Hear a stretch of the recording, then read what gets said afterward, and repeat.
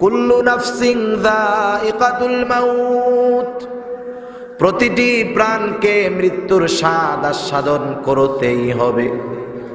মৃত্যু এটা প্রতিটা মানুষেরই হবে, প্রতিটা প্রাণের মৃত্যু হবে। কবি কত সুন্দর কথা বলেন, মাউতু কাসিন কুল্লু নাফসিন শারিবুন কবরু বাইতিন কুল্লু নাসিন দাখিলু। প্রতিটা প্রাণকে মৃত্যুর স্বাদ আস্বাদন করতেই হবে।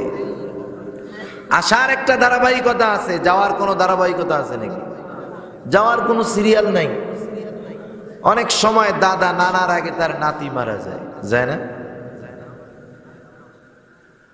আসার সিরিয়াল আছে, যাওয়ার কোনো সিরিয়াল নাই। মৃত্যু যেহেতু অবধারিত সত্য একটা বিষয়, নাস্তিক আল্লাহ তাআলাকে অস্বীকার করে, কিন্তু মৃত্যুকে অস্বীকার করার উপায় আছে নাকি? উপায় নাই। এই জন্য মৃত্যু হলো ইউনিভার্সাল ট্রুথ, চিরন্তন সত্য। নাস্তিক, মুরতাদ, হিন্দু, বৌদ্ধ, খ্রিস্টান, মুসলমান সবাইকেই মরতে হবে। কিন্তু কে সৌভাগ্যশীল? যেই লোকটা ঈমান নিয়ে দুনিয়া থেকে যেতে পারবে, ওই লোকটাই হবে ভাগ্যবানদের মধ্যে অন্যতম। এজন্য নবী আমার এক হাদিসের মধ্যে বলেন, যার শেষ কথা হবে লা ইলাহা ইল্লাল্লাহ, সে জান্নাতে প্রবেশ করবে। সুবহানাল্লাহ। এখন যদি আমরা চিন্তা করি, সুযোগ তো আছেই। এখন গুনাহ টোনা যা করার করি, যখন ভাব বুঝবো যে মরে যাচ্ছি ভাব, এই সময় কালিমা পড়বো, জান্নাতের বাসিন্দা হয়ে যাব। এত সহজ না। কারণ প্রতিটা মানুষের মৃত্যুর সময় শয়তান তার সব বাহিনী নিয়ে তার কাছে হাজির হয়ে যায়। সে প্রচেষ্টা করে কেমন করে একে বেঈমান বানায় দুনিয়া থেকে পাঠানো যায়। কারণ শয়তান খুব ভালো মতো জানে, দুনিয়ার মধ্যে যত নেক আমল করুক না কেন, বেঈমান বানায় যদি দুনিয়া থেকে পাঠানো যায়, সারা জিন্দেগির নেক আমল বাতিল, ওর ঠিকানা হয়ে যাবে জাহান্নাম। এই জন্য দুনিয়ার মধ্যে যারা মুমিন, ইমানদার মুমিন, স্বভাবত দুনিয়ার মধ্যে স্বাভাবিকভাবে দুই শ্রেণীর মানুষ হয়। মুমিনদের মাধ্যমেও দুই শ্রেণীর মানুষ হয়। এক দল হয় দিনদার, আর এক দল হয় দুনিয়াদার। দুনিয়াদার কবরের মধ্যে এক ঠ্যাং যাওয়ার পরেও দুনিয়া নিয়েই চিন্তা করতে থাকে। আর দিনদার ও সব সময় চিন্তা করে কেমন করে ঈমানের সাথে মারা যাওয়া যায়। আও কামা ক্বালা an-নাবিয়্যু আলাইহিস সালাতু ওয়াস সালাম, সাদাকাল্লাহুল আলিয়্যুল আযীম ওয়া সাদাকা রাসূলুহুন নাবিয়্যুল কারীম ওয়া নাহনু আলা যালিকা মিনাশ শাহিদিন ওয়াশ শাকিরিন ওয়ালহামদুলিল্লাহি রাব্বিল আলামিন। সুবহানাকা লা ইলমা লানা ইল্লা মা আল্লামতানা ইন্নাকা আনতাল আলিমুল হাকীম।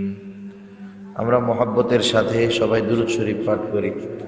আল্লাহুম্মা সাল্লি আলা মুহাম্মাদিন ওয়া আলা আলি মুহাম্মাদ কামা সাল্লাইতা আলা ইব্রাহিম ওয়া আলা আলি ইব্রাহিম ইন্নাকা হামিদুম মাজিদ। আল্লাহুম্মা বারিক আলা মুহাম্মাদিন ওয়া আলা আলি মুহাম্মাদ কামা বারাকতা আলা ইব্রাহিম ওয়া আলা আলি ইব্রাহিম ইন্নাকা হামিদুম মাজিদ। মুহাম্মদ ने आकर कुफर को मिटाया,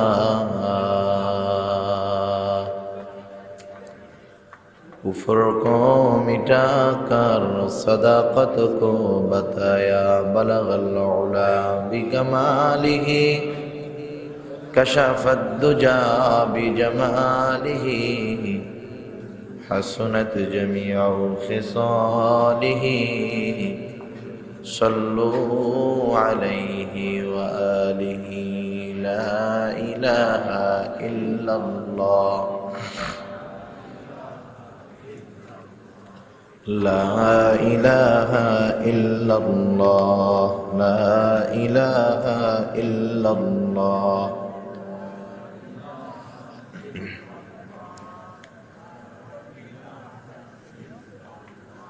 لا إله إلا الله لا إله إلا الله لا إله إلا الله محمد رسول الله صلى الله عليه وسلم الحمد لله ঐতিহ্যবাহী চাঁদপুর জেলার অন্তর্গত মহামায়া মান্দারি মোহাম্মদিয়া দারুল উলুম মাদ্রাসা ও ইয়াতিমখানার উদ্যোগে অত্র প্রতিষ্ঠানের প্রতিষ্ঠাতা মরহুম মাওলানা আব্দুল কাদের রহমতুল্লাহি আলাইহির রূহের মাগফিরাত ও হাফেজ ছাত্রদের পাগড়ি প্রদান উপলক্ষে আজকের এই আলোচনা সভা ও দোয়া মাহফিলের সম্মানিত শ্রদ্ধেয় সভাপতি, আমন্ত্রিত ওলামায়ে কেরাম, সামনে উপস্থিত মুরব্বিয়ানে কেরাম, সমবয়সী যুবক বন্ধু, স্নেহের ছোট ভাই এবং পর্দার অন্তরালে অবস্থানরত সম্মানিত শ্রদ্ধেয় মা ও বোন, আল্লাহ রাব্বুল আলামিনের রহমতে এতক্ষণ পর্যন্ত আপনারা হযরত মাওলানা মুফতি আব্দুল হালিম সাহেব হাফিজাহুল্লাহ হযরতের জবান থেকে বহুত দামি কথা শ্রবণ করেছিলেন। আল্লাহ তাআলা হযরতের জবানের মধ্যে, হায়াতের মধ্যে আল্লাহ তাআলা আরো বরকত দান করেন, সকলে বলি আমিন। যে মহান মালিক দ্বীনি আলোচনা করবার এবং শ্রবণ করবার লক্ষ্যে আমাদেরকে এখানে একত্রিত হওয়ার তৌফিক দিলেন, সেই মালিককে খুশি করার জন্য মহব্বতের সাথে জবান খুলে অন্তর থেকে আমরা একবার কালিমাতুশ শুকর পাঠ করি, আলহামদুলিল্লাহ। অগণিত দুরূদ ও সালাম সৈয়দুল আম্বিয়া, আশরাফুল আম্বিয়া, খাতামুল আম্বিয়া, বিশ্ব নবী, শেষ নবী, শ্রেষ্ঠ নবী মুহাম্মদুর রাসূলুল্লাহ সাল্লাল্লাহু আলাইহি ওয়াসাল্লামের প্রতি। আল্লাহ তাআলা আমাদেরকে এখানে আসার জন্য কবুল করেছেন, তাই আসতে পেরেছি। কি বলেন? আল্লাহ যদি তৌফিক না দিতেন আমরা এখানে আসতে পারতাম না। দুনিয়াতে আমরা যারা মুসলমান আছি আর কি, নিজেদেরকে ইমানদার দাবি করি। অধিকাংশ ইমানদার, অধিকাংশ মুসলমান পাপ কাজ করে, এইটা পাপের কাজ জানার পরেও। দুনিয়ার মধ্যে যারা বিড়ি সিগারেট খায়, আছে না এরকম মানুষ? যারা খায় এরা সবাই জানে বিড়ি সিগারেটের মধ্যে ক্ষতি আছে, কারণ প্রতিটা সিগারেটের প্যাকেটের গায়ে লেখা থাকে ধূমপান স্বাস্থ্যের জন্য ক্ষতিকর, না হয় ধূমপানে ক্যান্সার হয়, ধূমপানে ফুসফুসে ক্যান্সার হয়, ধূমপানে মৃত্যু ঘটায়, লেখা থাকে কি থাকে না? এরপরেও এত বিপদ জানার পরেও ধূমপায়ীর সংখ্যা দিন দিন বাড়ে না কমে? বাড়ে। এত বড় ক্ষতি এটা জানার পরেও মানুষে খায়, যেটা খাইলে মৃত্যু হতে পারে। অনুরূপভাবে আমাদের মানুষের অভ্যাসও এরকম, আমরা যেটা জানি ভালো সেটা করি কম, যেটা জানি গুনাহ সেটা করি বেশি। যেমন দুনিয়ার মধ্যে সবচাইতে উত্তম জায়গা কোনটা জানেননি? হ্যাঁ, মসজিদ হলো দুনিয়ার মধ্যে সবচাইতে উত্তম জায়গা, আর সবচাইতে নিকৃষ্ট জায়গা বাজার। লোকের সংখ্যা আপনাদের এলাকায় বাজারে বেশি না মসজিদে বেশি? বাজারে বেশি। আজকে মাহফিল হইতেছে, এই জায়গায় দিনের মাহফিল হয়, ওই পাশে দোকান আছে, এটা দামি না ওইটা দামি? এইটা দামি। লোক এই জায়গায় বেশি না ওই জায়গায় বেশি? ওই জায়গা দিয়ে আধা ঘন্টা গাড়ি নিয়েই আসা যায় না, এত জ্যাম, এত মানুষ। মানুষ জানে যে এই জায়গায় বসলে ফায়দা, এই জায়গায় বসলে সওয়াব, গুনাহ মাফ হয়। এরপরেও দিনের কাজের থেকে দূরে, গুনার কাজ থেকে কাছে।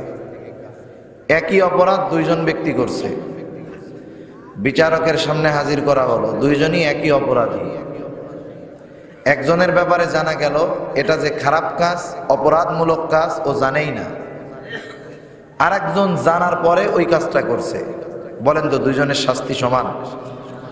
বিচারক প্রথমেই বলবে, বেটা ও তো জানে না, না জেনে করেছে, আর তুই যে জানার পরে করলি, তোর শাস্তি হবে কঠিন। সেজন্য যারা জেনে ভুল করে, গুনাহ করে, এদের শাস্তিটা স্বাভাবিক যে না জেনে করে তার চাইতে বেশি হবে, ঠিক কিনা বলেন?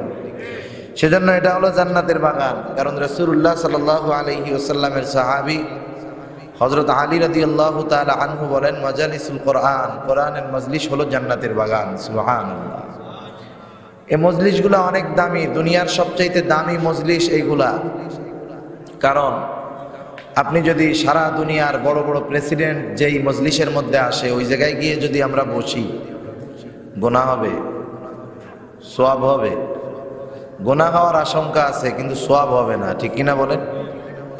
কিন্তু এই মজলিসটা এমন একটা দামি মজলিস, কেউ যদি আসে, বসে, আসার এবং বসার কারণেই আল্লাহ তাআলা তার সগীরা গুনাহগুলা মাফ করে দেয়। সুবহানাল্লাহ। এরকম সুবর্ণ সুযোগ কোনো চালাক মানুষ মিস করতে পারে না। এই দ্বীনি মজলিসগুলো আমাদের জন্য নেয়ামত। আজকে দুনিয়াব্যাপী অন্যান্য রাষ্ট্রের মধ্যে খোঁজ নেন, ভারতীয় উপমহাদেশ ছাড়া এই পদ্ধতিতে দ্বীনি মজলিস, দ্বীনি মাহফিল খুব কমই হয়। কিছু কথা ইমানের দাবি রাখে, এজন্য বলার প্রয়োজন, এজন্য বলি। আমরা আমাদের ইসলামের দুনিয়াবি কেন্দ্র মনে করি মক্কা মদিনাকে, ঠিক কিনা বলেন? আজকে মক্কায় যারা শাসক, আরবের যারা শাসক, এরা ইসলাম বিদ্বেষী এমন এমন কিছু কাজ করতেছে যা অকল্পনীয় ব্যাপার। তারা আমার আপনার নবীর পবিত্র ভূমি, কোরআন নাজিলের ভূমি, এই দেশকে ওপেন জোন বানাতে চায় বিদেশি পর্যটকদের জন্য। তারা সমুদ্র সৈকতকে ওপেন করে দিতে চায়, যেই জায়গায় উলঙ্গ হয়ে নারীরা ঘোরাফেরা করবে, কেউ কিছু বলবে না। এই পরিকল্পনা চলতেছে নবীর দেশে। প্রতিবাদ শুনছেননি? কোনোদিন মিটিং হয়েছে, মিছিল হয়েছে? শুনছেন? কেউ শুনেন নাই যে প্রতিবাদ কেউ করেছে। কিন্তু বাংলাদেশ উপমহাদেশ, ভারত, পাকিস্তান, বাংলাদেশ এমন একটা অঞ্চল যেখানে কেউ যদি ইসলামের বিরুদ্ধে কিছু বলার, কিছু করার চেষ্টা করে, তাওহীদি জনগণ চুপ করে থাকে না, জীবন বাজি রেখে ময়দানে নেমে যায়, ঠিক কিনা বলে? মানুষের মধ্যে এই ফিলিংস, এই অনুভূতি কেন হয় যে আমার নবীকে যদি গালি দেয়, ঘরে বসে থাকা যাবে না? কোরআনের বিরুদ্ধে কেউ যদি কিছু বলে, বসে থাকা যাবে না? বরং এতটুকু অনুভূতি মানুষের মধ্যে হয়, যেই যুবকটা ঠিকমতো জুমার নামাজও পড়ে না, যখন কেউ নবীকে গালি দেয়, ওই গালির প্রতিবাদ করার জন্য ওই বেনামাজি যুবকটাও মিছিলের প্রথম কাতারে থাকে, ঠিক কিনা বলেন? এই এতটুকু ইমানের অনুভূতি। কারণ একটা মানুষের ইমান যে আছে বুঝবে কেমনে? একটা মানুষের ইমান আছে এটা বোঝা যাবে তখন যখন তার খারাপ কাজ তাকে কষ্ট দিবে, তার নেকের কাজ তাকে আনন্দ দিবে। বোঝা যাবে যে না, এর ইমান ঠিক আছে। আর যেটা পাপ কাজ করবে সাথে গর্ব করবে। আছে না এরকম কিছু মানুষ? গুনার কাজও করে, গর্বও করে, প্রাউড ফিল করে। বুঝতে হবে ওর ইমান সম্ভবত গেছে। সেজন্য এই যে তার ইমানের অনুভূতি, আল্লাহ এবং তার রসুলের মোহাব্বত, হয়তো শয়তানের ধোকায় পড়ে গুনাহ করে, নামাজ পড়ে না, কিন্তু আল্লাহ রসুলের মোহাব্বতে জীবন দিতে সে তৈয়ার হয়ে যায়। এই অনুভূতিটা কেন আছে? বুজুর্গানে দিন যে কথা বলেন যে এই ভারতীয় উপমহাদেশে এই যে গতানুগতিক দ্বীনি আলোচনার একটা ব্যবস্থা, এটা আছে বিধায় আজও বাংলাদেশের মানুষ আমলে ত্রুটি থাকতে পারে, কিন্তু ইমানে কেউ টোকা দিলে ওরা বুঝতে পারে। এটা মাহফিলের অবদান। অনেক মানুষ বিরোধিতা করে যে দ্বীনি মাহফিলের কি দরকার? অনেক দরকার আছে। আপনাদের এলাকায় চুরি হয়? আগে তো চুরি আরো সব জায়গায় বেশি হইতো, কারণ সব জায়গায় মাটির ঘর ছিল। মাটির ঘরে রাতের বেলায় শিং কেটে চুরি হইতো। শীতের দিন এই চুরিটা আরো বেশি হইতো, গ্রাম অঞ্চলে দেখছি আর কি। চোর যখন কারো বাড়িতে আসে, সে আগে নিশ্চিত হয় যে এই বাড়ির মানুষ সজাগ নাকি ঘুম। চোরদের তো ট্রেনিং আছে, ওরা বুঝতে পারে যে আওয়াজের একটা মাত্রা আছে, এতটুকু আওয়াজ হওয়ার পরেও যদি ঘরের মানুষ জাগ্রত না হয়, ওরা নিশ্চিত হয় যে এই ঘরে টেনশন ছাড়া চুরি করা যাবে। এজন্য বিভিন্ন পদ্ধতি তারা অবলম্বন করে। টিনের ঘর যদি থাকে, টিনের উপরে জোরে মাটির চাক বা ইটের পাথর নিক্ষেপ করে। স্বাভাবিক যখন আওয়াজ হয়, ঘরের মানুষ যদি সজাগ থাকে, আওয়াজ হইলে কি বলে, এই কেরে, ঠিক না? চোর তখন কি বুঝতে পারে, এই বাড়ির মানুষ সজাগ, চুরি করা যাবে, ভাগে, অন্য জায়গায় খুঁজে। যেই জায়গায় আওয়াজ হওয়ার পরেও 2-3 বার আওয়াজ দেওয়ার পরেও কোনো সাড়া শব্দ নাই, চোর তাদের ভাষায় আল্লাহর শুকরিয়া আদায় করে যে আজকে কাম এই জায়গায় সারা যাবে, ঠিক কিনা বলেন? মনে করেন কোন একটা ঘরের মধ্যে এমন একটা লোক আছে, যেই লোকটার হাত পা সব অবশ, চোখেও দেখে না, কানেও শুনে না। এই লোকটার শুধু মৃত্যু বাকি, আর কিছুই না। ঘরের মধ্যে পড়ে আছে, কথাও বলতে পারে না, কানেও শোনে না, চোখেও দেখে না, হাতে পায়েও বল নাই, নিজে খাইতেও পারে না, বিছানার মধ্যে প্রস্রাব পায়খানা করে। এমন মানুষ যদি কারো ঘরে থাকে, অনেক সময় সুস্থ মানুষ তার সেবা করতে করতে অসুস্থ হয়ে যায়, ঠিক কিনা বলো? তারে নিয়ে মানুষে পেরেশানিতে থাকে, বলা বলি করে, দেখ এই লোকটা বাইসা থেকে ও আরো কষ্ট দিতেছে। মনে করেন এমন একটা মানুষ কারো ঘরে আছে, রাত ভর খালি খুক খুক খুক খুক কইরা কাশে। আছেন এরকম অসুস্থ মানুষ? আপনার কি মনে হয় এরকম একটা লোক যদি কারো ঘরে থাকে, ওই লোকটা যতদিন বেঁচে থাকবে, যার দেখে না, ধরতে পারে না, বলতে পারে না, অবশ, এই খুক খুক কাশি দেয়, এতটুকু রোগ নিয়েও যতদিন ওই লোকটা দুনিয়ায় থাকবে, ততদিন ওই লোকটার ঘরে বা ওই বাড়িতে সহজে চুরি হবে না। কারণ চোরের চিন্তা থাকবে, ওই বাড়ি একটা রুগী আছে, ও খুক খুক কইরা কাশে, ওর কাশিতে হয়তো ঘরের লোক জাগ্রত থাকতে পারে, চুরি করতে গেলে ধরা খাইতে পারি, ঠিক কিনা বলেন? এই লোকটার কোনো দাম নাই, লোকটা শুধু কাশতেই পারে, আর কিছু করতে পারে না, নামাজ রোজা তো বহুত দূর, এটা তো অচেতন। অথচ দেখেন এইরকম একজন পনে মরা, আধা মরা বললেও ভুল হবে, প্রায় মরা লোক, অসুস্থ মানুষ, সে একটা ঘরে থাকলে ওই ঘর চোরের আক্রমণ থেকে হেফাজত থাকতে পারে। আর দ্বীনি মাহফিলের, কোরআনের আলোচনা, দ্বীনের আওয়াজ যদি জারি থাকে, তাহলে আমাদের ঘরে ঈমান চোর ঢুকতে পারবে না। সেজন্য এই মাহফিলগুলোর বড় উপকার আছে। আল্লাহ তাআলা বুঝবার তৌফিক আমাদেরকে দান করুক, সবাই বলি আমিন। সম্মানিত উপস্থিতি, এ দুনিয়াটা হলো ক্ষণস্থায়ী। দুনিয়ায় যেহেতু ক্ষণস্থায়ী, দুনিয়ার মধ্যে যা কিছু আছে সব কিছু ক্ষণস্থায়ী। দুনিয়ার মানুষ, সম্পদ, টাকা পয়সা, ক্ষমতা, সব কিছু ক্ষণস্থায়ী। আখিরাত হলো চিরস্থায়ী। এই কারণে আখিরাতের লাভ, লস, সম্মান, অপমান সব চিরস্থায়ী। আমরা তো দুনিয়ার মধ্যে মনে করি, যেই লোকটা দুনিয়াতে অল্প বুদ্ধি খাটিয়ে স্বল্প সময়ে অনেক টাকার মালিক হয়, আমরা তাকে মনে করি যে সে অনেক চালাক মানুষ, ঠিক না? মানুষ বলা বলি করে, দেখ অল্প দিন সরকারি চাকরি কইরা কাঁচা বাড়ি কেমনে 5 তলা বাড়ি বানায় ফেলছে। আবার ওই লোকটার মতোই একই চাকরি করে, লোকটার আল্লাহর ভয় আছে, ওই লোকটার কাঁচা বাড়ি কাঁচা থেকে পাকা হয় নাই। মানুষ ওরে বোকা বলে, দেখ যে দুইজন একই চাকরি করে, একজন কাঁচা বাড়ি থেকে 5 তলা বাড়ির মালিক, আর একজন কাঁচা বাড়ি আছে, ওর মতো বোকা আর কেউ নাই, ঠিক কিনা বলেন? আমরা মনে করি দুনিয়ার সফলতা, দুনিয়ার টাকা পয়সা, প্রভাব প্রতিপত্তি, এগুলো মনে হয় সফলতার লক্ষণ। তা নয়। আল্লাহ তাআলা বলেন, সফল তো সে যে জাহান্নাম থেকে বেঁচে জান্নাতে যাবে। সুবহানাল্লাহ বলে। কারণ সে জান্নাতে যা পাবে সেটা হবে চিরস্থায়ী, ওই লোকটাই হবে সফল। সেজন্য আমরা আল্লাহ রসুল সাল্লাল্লাহু আলাইহি ওয়াসাল্লামের ভাষায় সফল হতে চাই। আল্লাহ রসুল সাল্লাল্লাহু আলাইহি ওয়াসাল্লাম বলেন, চালাক তো সে, সফল তো সে যে ক্ষণস্থায়ী দুনিয়া দিয়ে চিরস্থায়ী জান্নাতের মালিক হয়ে যায়। আল্লাহ আমাদের সবাইকে রসুল সাল্লাল্লাহু আলাইহি ওয়াসাল্লামের ভাষায় চালাক হওয়ার তৌফিক আল্লাহ দান করুক, সকলে বলি আমিন। যাই হোক, দুনিয়ার সফলতা যদি অর্জন করতে হয়, আখিরাতের সফলতা যদি অর্জন করতে হয়, তাহলে আল্লাহ এবং তার রসুলের যেই সীমা আমাদের জন্য নির্ধারণ করে দিয়ে গেছেন, শরিয়ত দ্বীন, এর আয়তায় আমাদেরকে থাকতে হবে। কারণ একটা মানুষ সুদ খায়, সে মুসলমান যে, তার জন্য সুদ হারাম, যে মুসলমান না তার জন্য সুদ হারাম না, সে যা করে করুক। কিন্তু আমি আপনি যখন ঈমান এনেছি, মুখ দিয়ে বলেছি আল্লাহ ছাড়া কোনো ইলাহ নাই, নবীকে আমি আপনি নবী বলে স্বীকৃতি দিয়েছি, বলেছি মুহাম্মাদুর রাসূলুল্লাহ সাল্লাল্লাহু আলাইহি ওয়াসাল্লাম আল্লাহ তাআলার রাসূল, এই স্বীকৃতি যখন আমি দিয়েছি, তখন আমার একটা পদবি লেগে গেছে, আমার পদবি হয়ে গেছে মুমিন। কি হয়েছে বলেন? মুমিন।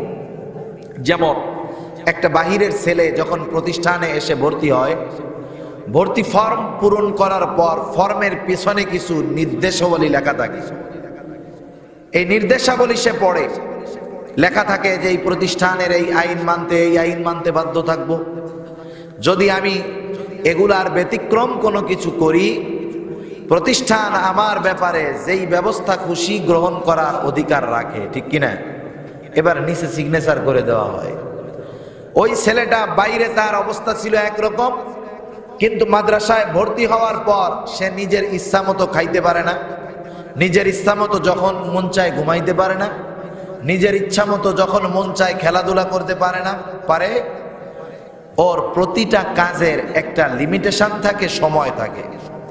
অনুরূপভাবে কোনো মানুষ যখন ঈমান আনে, ঈমান আনার পর সে যা মন চায় করতে পারে না, যেটা মন চায় খাইতে পারে না, যেখানে মনে চায় যাইতে পারে না, তার জীবন একটা গণ্ডির ভিতরে চলে আসে, তার জীবনটা চলে আল্লাহ এবং তার রসুলের নির্দেশিত পথে, ঠিক কিনা বলেন? সীমানার ভিতরে চলে আসে। আর যেই লোকগুলা নিজেদেরকে ইমানদার দাবি করার পরেও আল্লাহ প্রদত্ত সীমানার বাইরে চলে যায়, মন যা চায় তাই করে, এদেরকে বলা হয় সীমা লঙ্ঘনকারী। আল্লাহ তাআলা এই লোকগুলার ব্যাপারে বলেন, ফাআম্মা মান তাগা ওয়া আসারাল হায়াতাদ দুনিয়া ফাইন্নাল জাহিমা হিয়াল মাওয়া। আল্লাহ রাব্বুল আলামিন বলেন, ফাআম্মা মান তাগা, যে সীমা লঙ্ঘন করলো, আল্লাহ প্রদত্ত সীমানা লঙ্ঘন করলো, ঈমান আনার পরে তাকে যে একটা সীমানা দিয়ে দেওয়া হয়েছিল সে সেটা অতিক্রম করলো।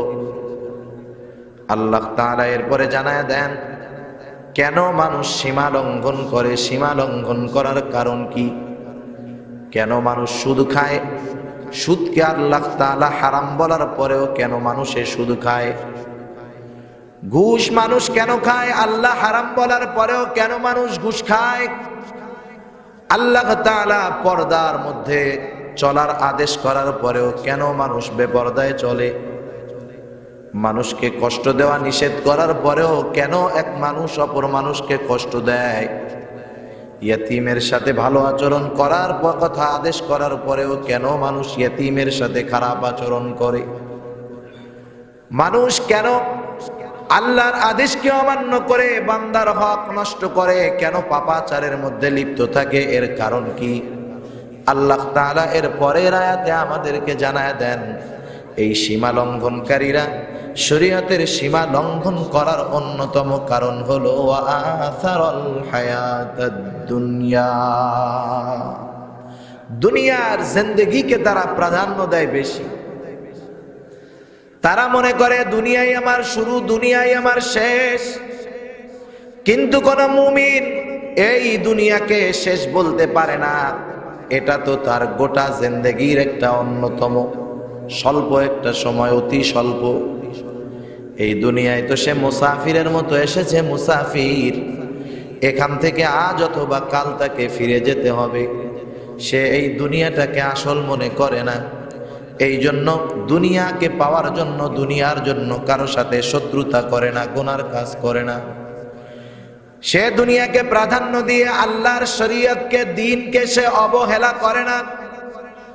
এই মানুষগুলা আল্লাহ প্রদত্ত দ্বীনের উপরে চলে, কিন্তু যেই মানুষগুলা দুনিয়াকেই আসল মনে করে, দুনিয়াকেই সব কিছু পাওয়ার হারানোর বস্তু মনে করে, এই মানুষগুলা দুনিয়ার মহব্বতে অন্যায় করে, কিন্তু দুনিয়াকে আসল মনে করা এটা মুমিনের খাসলাত নয়। দুনিয়াকে আসল মনে করা, দুনিয়াকে শেষ মনে করা এটা নাস্তিক মুরতাদদের খাসলাত। কারণ নাস্তিকেরা বলে এই দুনিয়াই শেষ, মারা যাওয়ার পরে আমরা পচে গলে প্রকৃতির সাথে মিশে যাব, আমাদের আবার পুনরায় পুনরুজ্জীবিত হতে হবে না। সেজন্য তারা স্লোগান দেয়, তারা মানুষের অন্তরের মধ্যে এই কথাটা ঢুকায় দিতে চায়, দুনিয়াটা মস্ত বড়, খাও দাও ফুর্তি করো। এটা নাস্তিক মুরতাদদের স্লোগান। ওরা এই দুনিয়ার মজা মানুষকে গ্রহণ করতে বলে। এই জন্য শরীয়ত তথা আল্লাহ এবং তার রাসূলের আদেশ নিষেধের কোনো তোয়াক্কা তারা করে না। সেই কথাই আল্লাহ জানায় দেন, শুনে নাও দুনিয়ার মানুষ, শুনে নাও, যেই মানুষগুলা শরীয়তের সীমা লঙ্ঘন করে, এর করার কারণ হলো তারা দুনিয়াকে প্রাধান্য দেয়। যারা দুনিয়াকে প্রাধান্য দিয়ে শরীয়তের বহির্ভূত কর্মকাণ্ড করে, আল্লাহ তাআলা বলেন ফাইনাল জাহিমা হিয়াল মাওয়া, আখিরাতে তাদের আবাসস্থল হবে জাহান্নাম। আল্লাহ রাব্বুল আলামিন এইবার বলেন, যারা দুনিয়াকে প্রাধান্য দেয় না, মন যা চায় তা করে না, আল্লাহ তাআলা তাদের কথা বলেন ওয়া আম্মা মান খাফা মাকাম রাব্বিহ, যে আল্লাহর সামনে দণ্ডায়মান হওয়াকে ভয় করে তথা তার অন্তরের মধ্যে সর্ব অবস্থায় এই চিন্তা থাকে যে একটা দিন আমাকে আল্লাহর সামনে দাঁড়াতে হবে, আমার গোটা জীবনের নেক আমল বদ আমলের হিসাব আল্লাহর সামনে দিতে হবে। বলেন তো, আমি বালেগ হওয়ার পর থেকে মৃত্যুর আগ পর্যন্ত যেই কাজ করব, যেই কথা বলবো, যা কিছু করব বলবো, সব কিছুর হিসাব আল্লাহ নিবেন কি নিবেন না? আমার প্রতিটা কর্মের হিসাব আল্লাহ তাআলা নিবেন। শুধু তাই নয়, আল্লাহ রাব্বুল আলামিন দুনিয়ার আমলের উপরে, কর্মের উপরে সেই দিন আমার বিচার করবেন। আল্লাহ বলেন ওয়ানাযউল মাওয়াজিনাল কিসতা লিয়াউমিল কিয়ামাহ ফালা তুযলামু নাফসুন শাইআ ওয়া ইন কানা মিসকালা হাববাতিন মিন খারদালিন আতাইনা বিহা ওয়া কাফা বিনা হাসিবিন। আল্লাহ রাব্বুল আলামিন বলেন, আমি কিয়ামতের দিন ইনসাফের আদালত কায়েম করব, যেই আদালত, যেই বিচারালয়ের মধ্যে কোনো বেইনসাফি হবে না। দুনিয়ার আদালত, এর মধ্যে ইনসাফ নাই, শুধু বেইনসাফিতেই ভরা। ঠিক কিনা বলেন? ন্যায় বিচার পাওয়া বড় কঠিন, কিন্তু আল্লাহ তাআলা বলেন আমার আদালত হবে ন্যায়ের আদালত। ফালা তুযলামু নাফসুন শাইআ, কারো উপরে ন্যূনতম অল্প পরিমাণও জুলুম করা হবে না, অত্যাচার করা হবে না। আল্লাহ তাআলা এরপরে বলেন ওয়া ইন কানা মিসকালা হাববাতিন মিন খারদালিন আতাইনা বিহা, দুনিয়ার মধ্যে কেউ যদি সরিষা দানা পরিমাণ নেক আমল অথবা বদ আমল করে থাকে, সেই বদ আমল, নেক আমল দিনের আলোতে হোক আর গহীন অন্ধকারে হোক, আল্লাহ বলেন আতাইনা বিহা, ওই আমলকে আমি আল্লাহ হাজির করব। শুধু তাই নয়, তার আমলের উপরে তার হিসাব নিকাশ করা হবে বিনা হাসিবিন। দুনিয়ার শুরু থেকে নিয়ে শেষ পর্যন্ত যত মানুষ আসবে, সব মানুষের হিসাব নেবেন কে? জোরে বলেন, আল্লাহ নেবেন। আল্লাহ বলেন হিসাব নেওয়ার জন্য আমি আল্লাহই যথেষ্ট। সুবহানাল্লাহ। তাহলে প্রতিটা মানুষকে দাঁড়াতে হবে কার সামনে?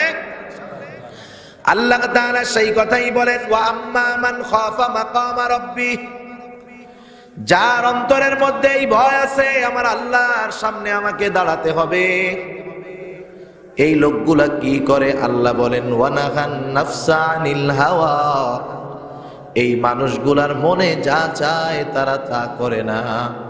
কারণ ওই মানুষগুলার হিসাব থাকে আমি যাই করি, যাই বলি, আমার প্রতিটা কর্মের প্রতিটা কথার হিসাব আমার আল্লাহ তাআলা নিবে।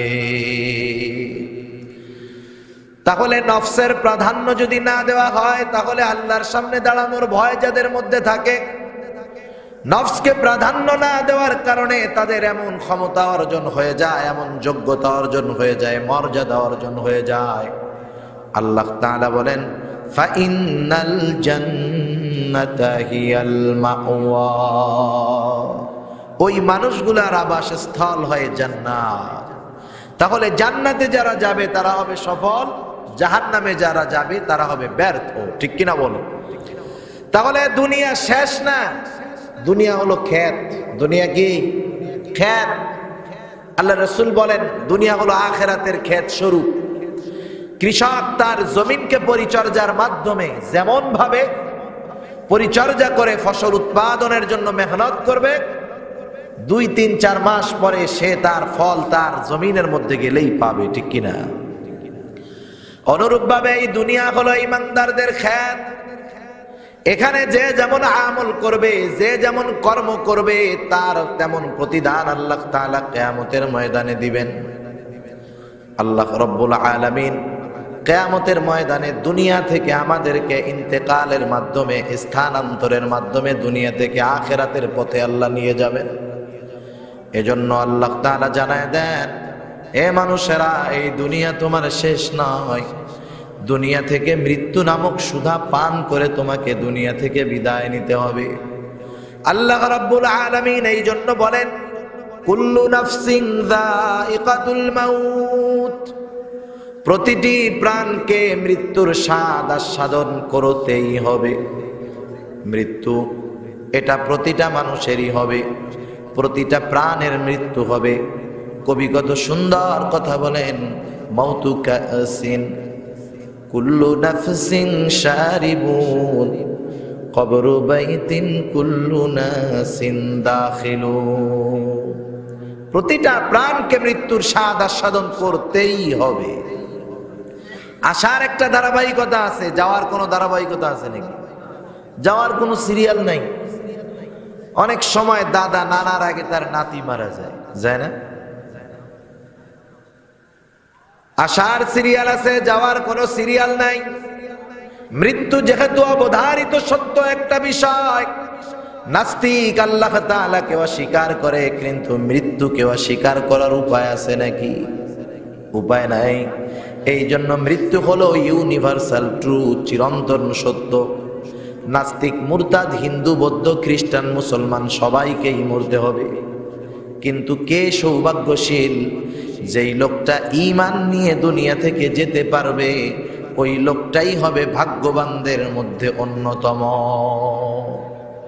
এজন্য নবী আমার এক হাদিসের মধ্যে বলেন, যার শেষ কথা হবে লা ইলাহা ইল্লাল্লাহ, সে জান্নাতে প্রবেশ করবে। সুবহানাল্লাহ। এখন যদি আমরা চিন্তা করি, সুযোগ তো আছেই।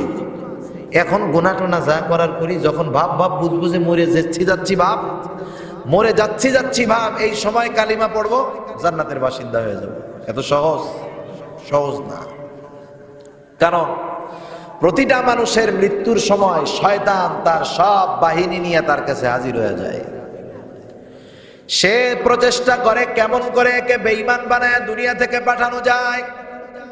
কারণ শয়তান খুব ভালো মতো জানে, দুনিয়ার মধ্যে যত নেক আমল করুক না কেন, বেঈমান বানায় যদি দুনিয়া থেকে পাঠানো যায়, সারা জিন্দেগির নেক আমল বাতিল, ওর ঠিকানা হয়ে যাবে জাহান্নাম। এই জন্য দুনিয়ার মধ্যে যারা মুমিন, ইমানদার মুমিন, স্বভাবত দুনিয়ার মধ্যে স্বাভাবিকভাবে 2 শ্রেণীর মানুষ হয়। মুমিনদের মাধ্যমেও 2 শ্রেণীর মানুষ হয়। একদল হয় দিনদার, আর এক দল হয় দুনিয়াদার। দুনিয়াদার কবরের মধ্যে এক ঠ্যাং যাওয়ার পরেও দুনিয়া নিয়েই চিন্তা করতে থাকে। আর দিনদার ও সব সময় চিন্তা করে কেমন করে ঈমানের সাথে মারা যাওয়া যায়। এই জন্য দেখবেন যারা মুরব্বী হয়ে গেছে, দাড়ি পেকে গেছে, চুলগুলা পেকে গেছে, আপনি আমি যদি জিজ্ঞাসা করি, চাচা এখন তো আপনি আপনার দুনিয়ার জিন্দেগির শেষ দিকে চলে আসছেন, চাচা দুনিয়ার এই শেষ মুহূর্তে আপনার কি চাওয়া? অধিকাংশ দিনদার মুরব্বীর একটাই জবাব, দুনিয়ায় যা হলো হলো, আল্লাহ বহুত কিছু দিয়েছে, এখন আল্লাহ তাআলার কাছে সর্বশেষ একটা চাওয়া, আল্লাহ তাআলা জানি আমাকে ঈমানের সাথে মৃত্যু দান করে। এই দোয়াটাই অধিকাংশ মুরব্বী চায় আমার দেখার। আয়েশা বলে, হুজুর দোয়া করেন। কেউ দাদা হইলে বলে, দাদা দোয়া করে যেন ঈমানের সাথে মরতে পারি, এখন আর কিছু চাওয়ার নাই। সেম বয়সী ওই মুরব্বীর মতো একজন দুনিয়াদার হাসপাতালের বেডে শুয়ে আছে, নাকের মধ্যে অক্সিজেন লাগানো, ঠিক মতো শ্বাসও নিতে পারে না। যায় যদি জিজ্ঞাসা করা হয়, চাচা বলা যায় না হায়াত মৌত কোন সময় চলে আসে, মৃত্যু কোন সময় চলে আসে, হায়াত মৌতের কথা বলা যায় না। দুনিয়ার এই শেষ মুহূর্তে আপনার কি আশা? ও বড় একটা হতাশার সুরে হাই ছেড়ে বলে, হায় রে ভাই, আমার তো 5টা সন্তান, 4টাকে ঢাকা শহরে 4টা বাড়ি বানায়া দিলাম, ছোট ছেলেটার জন্য বাড়ি বানাইতে পারলাম না। মরার আগে যদি ছোট ছেলেটারে আর মেয়ে 2টারে বিয়া দিয়া যদি মরতে পারতাম, কবরে গিয়াও শান্তিতে থাকতে পারতাম। এই বেটা সারা জীবন দুনিয়াদারি কইরা মরার আগেও কেমন কথা, ও যদি ওর মাইয়া কোটা বিয়া দিতে পারে আর ছেলের আর একটা বাড়ি বানায় দিতে পারে, ও কবরে যায় শান্তিতে থাকতে পারবে। যেই লোকটা সারা জীবন আল্লাহর গোলামি করলো, ও মরার সময় ঈমান নিয়ে মরার টেনশনে বাঁচে না। আর ওই দুনিয়াদার কয় বাড়ি আর একটা বানায় দিতে পারলে মইরাও শান্তি পাইতে। চিন্তা করছেন অবস্থা? সেই জন্য শয়তান চেষ্টায় থাকে কেমন করে বেঈমান বানানো যায়। তার পরিপূর্ণ সব সেনাবাহিনী নিয়ে সর্বশেষ মৃত্যুর সময় আক্রমণ করে, জানি জবান দিয়ে কালিমা বের না হয়। কিন্তু আল্লাহ তাআলা ওই সমস্ত দিনদার আল্লাহর বান্দা যারা সারাটা জীবন আল্লাহর গোলামি করেছে, যারা তাদের জন্য ওই কঠিন মুহূর্তে আল্লাহ তাআলা তার পক্ষ থেকে সাহায্য পাঠায়া দেয়। যারা সরকারি চাকরি করে, সরকারি চাকরি 62 বছর বয়স পর্যন্ত চাকরি করে, তাই না? চাকরি শেষ হওয়ার পরে 62 বছর পর্যন্ত সরকার তারে বেতন দেয়, 2 ঈদে বোনাস দেয়, মাস শেষে আবার রেশন দেয়। এত কিছু দেওয়ার পরেও যখন চাকরি শেষ হয়, বড় অঙ্কের একটা টাকা দিয়ে বাড়ি পাঠায় দেয়, ঠিক না? কারণ জানে 62 বছর পর্যন্ত যেই লোকটারে খাটাইছি, এরপরে ওর আর কিছু নাই, কাটতে পারবে না। বাকি 2, 4, 10, 20 বছর যা বাঁচে, যেই টাকা দেয় বসে বসে খাইতে পারবে, ঠিক কিনা বলেন? এই 62 বছর সরকারের গোলামি করার কারণে সরকার খুশি হয়ে তাকে বড় উপহার দেয়, জানি বাকি জিন্দেগি ঘরে বসে খাইতে পারে, টেনশন না করতে হয়। সরকারের যথাযথ গোলামি করার পর এই লোকটার যখন চাকরি থাকবে না, বিপদের সময় সরকার তাকে সহযোগিতা করলো, বড় অঙ্কের টাকা দিল। আর আরশে আজিমের মালিক তিনি হলেন রাজ্জাক, তিনি হলেন আমার আপনার খালিক। আল্লাহ রব্বুল আলামিনের গোলামি একটা মানুষ জিন্দেগি ভর করবে, আর মরণের সময় শয়তান তাকে বিপদে ফালানোর চেষ্টা করবে, আর আল্লাহ তাআলা তার এই গোলামকে সহযোগিতা করবে না, এটা হতে পারে না। সেজন্য আল্লাহ তাআলা কোরআনুল কারীমের মধ্যে জানায় দেন, আল্লাহ বলেন, ইন্নাল্লাযীনা ক্বালু রাব্বুনাল্লাহু সুম্মা ইসতাকামু তাতানাজ্জালু আলাইহিমুল মালায়েকা আল্লা তাখাফু ওয়া লা তাহজানু ওয়া আবশিরু বিল জান্নাতিল্লাতী কুনতুম তুআদুন। ওই লোকগুলা তো পেরেশানিতে থাকে, না জানি আমার মাউতটা ঈমানের সাথে হয় কি হয় না, এই পেরেশানিতে থাকে। অপরদিকে শয়তানের আক্রমণ। আল্লাহ তাআলা ওই লোকগুলাকে সান্ত্বনা দিয়ে জানায় দেন, ও আমার গোলাম, তুমি সারাটা জীবন আমার গোলামি করেছো, জীবনের এই অন্তিম মুহূর্তে আমি তোমাকে ছেড়ে যাব না, তুমি শুনে নাও।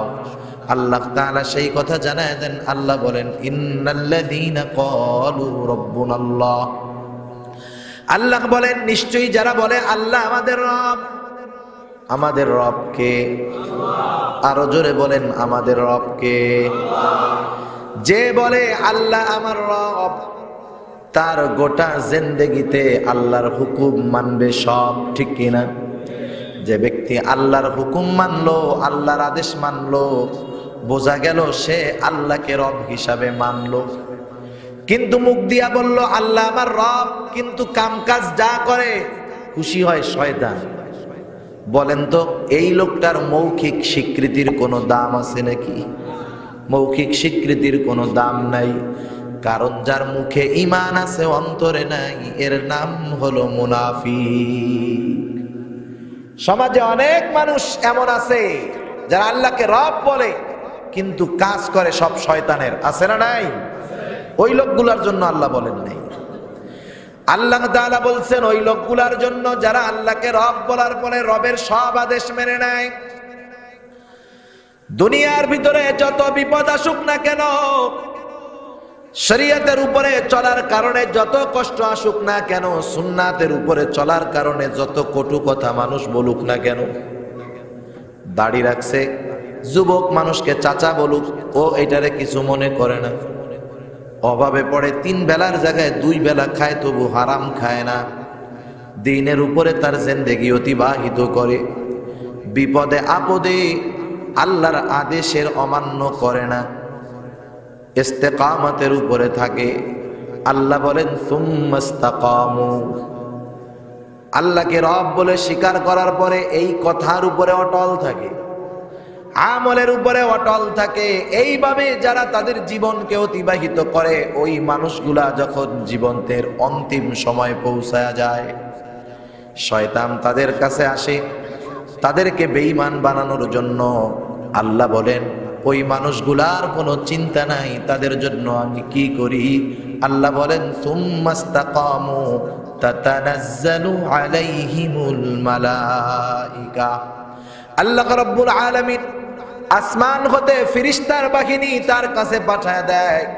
এইবার ওই লোকটা ফেরেশতাদের যে আশা, ফেরেশতারা তাদের কাছে তার কাছে যে আসে, এই অনুভব তার মধ্যে হয়। সে বুঝতে পারে যে আমার কাছে আল্লাহর সেনাবাহিনী এসে গেছে। ফেরেশতারা এসে ওই ঈমানদার বান্দাকে বলতে থাকে আল্লাহ তাখাফু ওয়ালা তাহজানু, হে আল্লাহর বান্দা তুমি ভয়ও পেও না, চিন্তাও করো না, শয়তান তোমার কোনো ক্ষতি করতে পারবে না। তুমি চিন্তা করো না, পরকালে তোমার কোনো টেনশন নাই। ওই লোকটার চিন্তাকে দূর করার জন্য ওই লোকটাকে ফেরেশতারা জান্নাতের সুসংবাদ জানায়া দেয়। আল্লাহ বলেন ওয়া আবশিরু বিল জান্নাহ, তাকে জান্নাতের সুসংবাদ দেওয়া হয়। সুবহানাল্লাহ বলেন। জান্নাতের সুসংবাদ। একটা মানুষ সুসংবাদ বিভিন্ন পদ্ধতিতে পাইতে পারে। কথা বুঝতেছেন? বিভিন্ন পদ্ধতিতে সংবাদ সে পেতে পারে, বুঝতে পারে। যেমন অনেক দূরে যদি আমরা ধোঁয়ার কুণ্ডলি দেখি, আমরা কি বুঝি যে ওই জায়গায় আগুন লাগছে, ঠিক কিনা বলেন? আবার অনেক সময় ঘ্রাণ পাওয়ার মাধ্যমে বুঝতে পারি যে কি রান্না হইতেছে। ভালো খাবারের সুসংবাদ আমাদেরকে ভালো ঘ্রাণ দিয়ে দেয়। আবার মৌখিক সংবাদের মাধ্যমে অনেক সময় আমরা সুসংবাদ পাই। একজন পরীক্ষায় ভালো রেজাল্ট করেছে, আর এক বন্ধু এসে বলে বন্ধু তুমি A+ পেয়েছো। আবার অনেক সময় সামনাসামনি সরাসরি সুসংবাদ পাওয়া যায়। ঈমানের অবস্থার আলোকে যার যেমন অবস্থা, তার কাছে জান্নাতের সুসংবাদ ওই রকম আসে।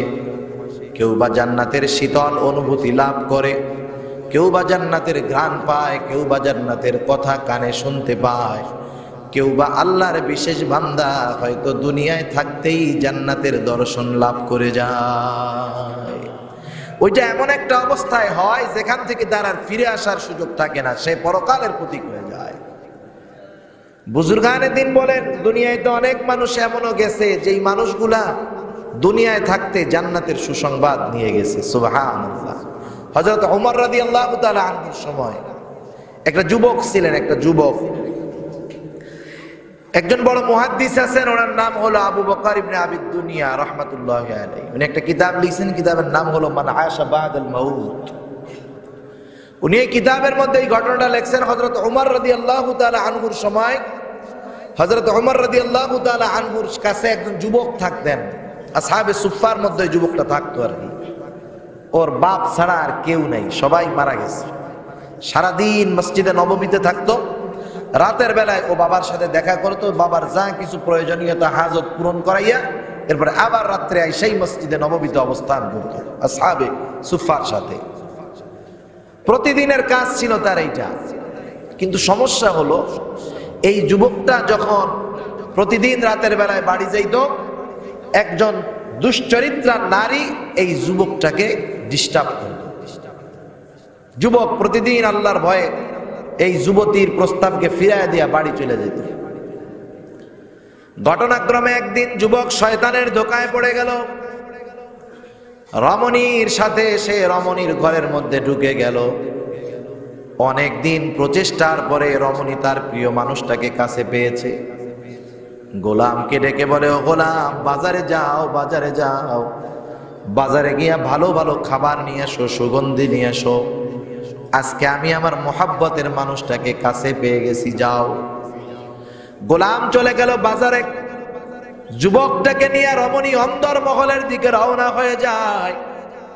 যখন একেবারে অন্দর মহলের মধ্যে চলে গেছে, ওখানে কেউ নাই, কথা শোনার মতো কেউ নাই, দেখার মতো কেউ নাই, বাধা দেওয়ার মতো কেউ নাই।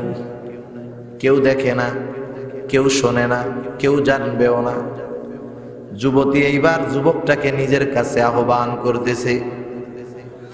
হঠাৎ করে যুবকটা অজ্ঞান হয়ে জমিনের উপরে পড়ে গেল। রমণী বারবার চেষ্টা করার পরেও যুবকটার জ্ঞান ফিরে না, হুঁশ ফিরে না।